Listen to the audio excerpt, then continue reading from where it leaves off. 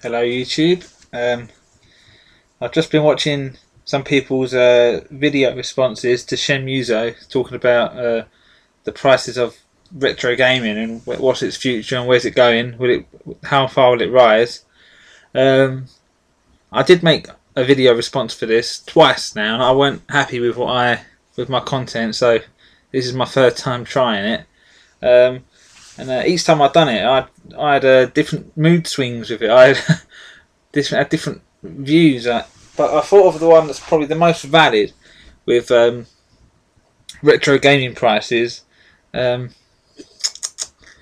all depends on us. The prices going up is because we make it go up. If we stop buying them at this price, then they're going to come down because the seller ain't making his money. His item isn't selling on eBay, and he will have no choice but to bring it down to a reasonable price to where it sells. But it depends how stubborn he is. How long is it going to take for him to crack and lower the price? I mean, you've got some eBay sellers that do want way over the odds, just because they're trying to get the most out of their item. They want the biggest profit. So if you was a seller, you'd want the same thing. You want to stretch the price as much, and they sell it for that price because that's what they've seen it sell for. People are buying it for them prices, and it is a matter of how deep your wallet is and how far you're willing to go with it.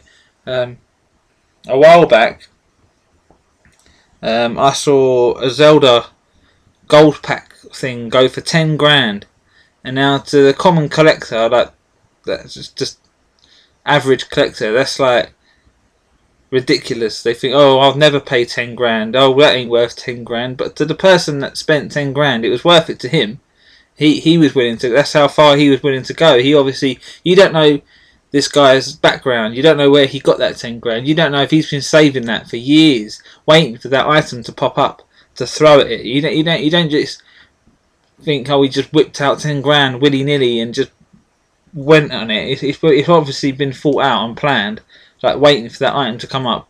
And same with that Whirlo, that went for 1800, a nice sealed, half sealed copy, a mint copy of it, and that went for 1800. Obviously people have been waiting for that to pop up, and then they jump these stupid prices because you don't know when the next one's going to pop up. And if you know there's not many of them about, people are willing to pay a little bit extra to make sure that they get it. So when it comes to stuff like that, it's a matter of who's got the deepest pocket. So the one with the most money is obviously going to win.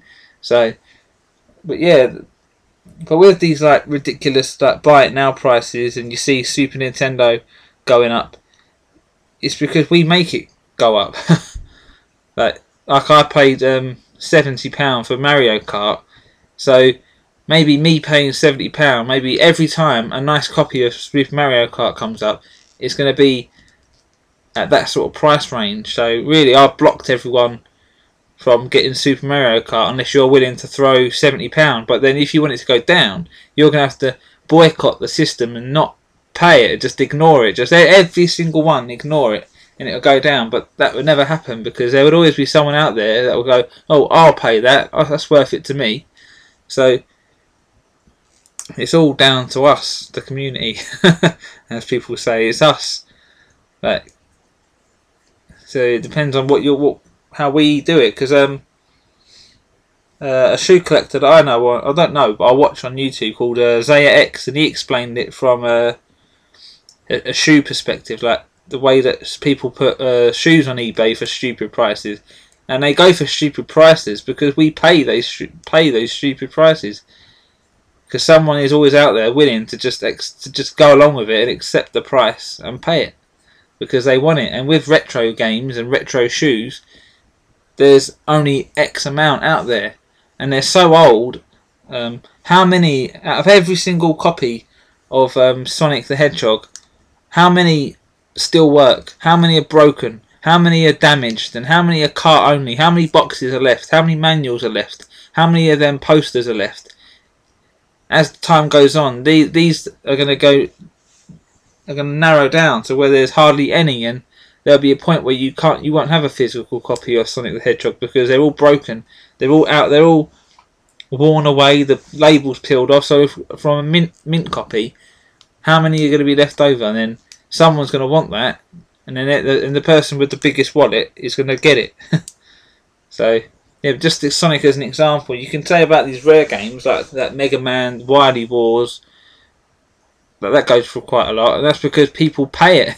If you look at people that have picked it up on your YouTube, if you watch people's YouTube channels, everyone that's picked up Mega Man, the Wily Wars, have paid £250, 200, maybe more, maybe 300. I seen a copy when I started collecting. I saw a copy on eBay go for £500, and that was from that guy called Chris with a number, and he has extortionate eBay prices, but he has extortionate prices because he knows they sell. He knows if he's patient and he sticks it, he knows it will sell. Someone who wants the nice mint copy is going to pay it because there's serious collectors and there's passionate collectors that want it as good as condition and they want the nice stuff. It's the same with shoes. Some people want dead stock shoes. They want collections of brand new Nike Dunk shoes. They don't want it worn once or worn twice. They want it pristine as if they went to the shop and bought it. It's the same with games, and it's like an OCD thing. Like we just want perfection.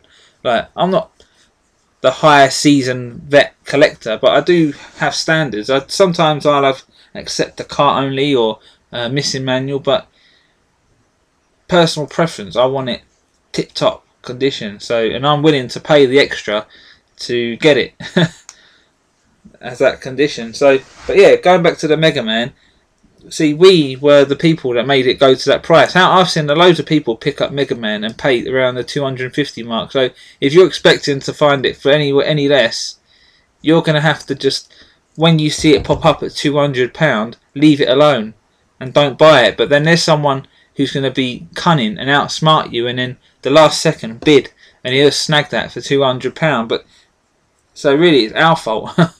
We're the ones that bump the prices up. When you outbid someone, someone's going to pay a bit extra and outbid you, and then outbid and outbid and outbid. It'll just keep going on, and then eventually the prices go up. Well, I bidded £70, and I had to outbid someone to get that. So the person I outbid, the next time he sees Mario Kart, he might go a little bit higher. He might bid £80, and then someone has to go beyond 80 to get it. So that's how the prices creep up. It's us. We're the ones that pay it because we want it. So yeah, I'm not having a dig at anyone. I'm just saying my opinion. It just swings and roundabouts. Some things go up and some things go down. But yeah, I don't want my collection to be worth peanuts. I like the fact that what I collect has a value. It's not worthless. It's like if I want to, I can turn around and sell all this and make a nice bit of profit. And I'm not going to get peanuts. I'm not going to sell it like CEX and cash converters and get only 30p a game, because that's what I've paid for most of these PS1 games. I've paid 30p for a game.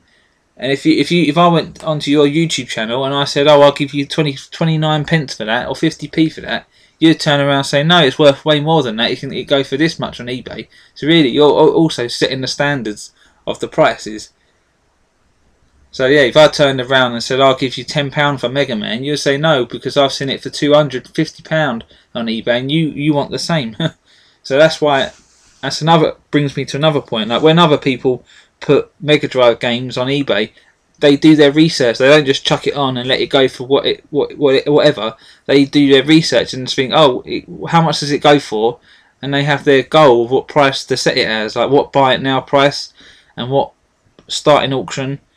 So really, it's good on their half. You can't blame the reseller for trying to make some money. You can't knock his hustle. He's just trying to make money, and he's just making more. He's just, the way he's doing it, he's getting the most out of his item. It's like a supermarket. They sell their items for their price, and their prices go up and down all the time. You can't knock their hustle. You can't just force them to reduce their prices just because you're not happy with it. If you're not happy with it, go elsewhere. Because they know there ain't no elsewhere. You will come back and you will pay it. So really, it's all good and bad. Really, it's just you can just debate about it all you want. It's just that's how it is. If you can't afford to pay retro gaming prices, like these pricey games, then it's not for you, is it? You knew from the start that people knew from the start it isn't going to be cheap. Everyone knows games ain't cheap these days, like some of them. So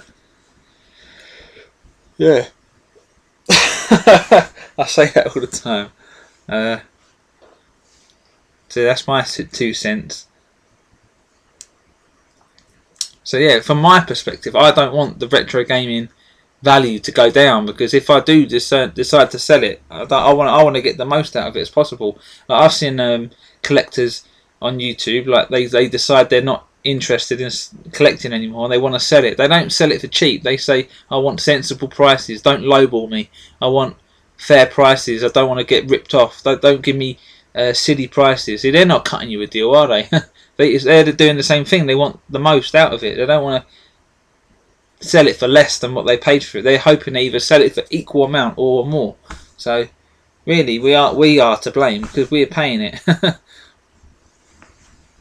So yeah, if you want to know a bit more, go on look for a Nike SB channel called Zaya X, and look on his discussions about about shoes, and you can just take his information of what he tells you about eBay and shoes, and just switch the word shoes for games, because it is exactly the same.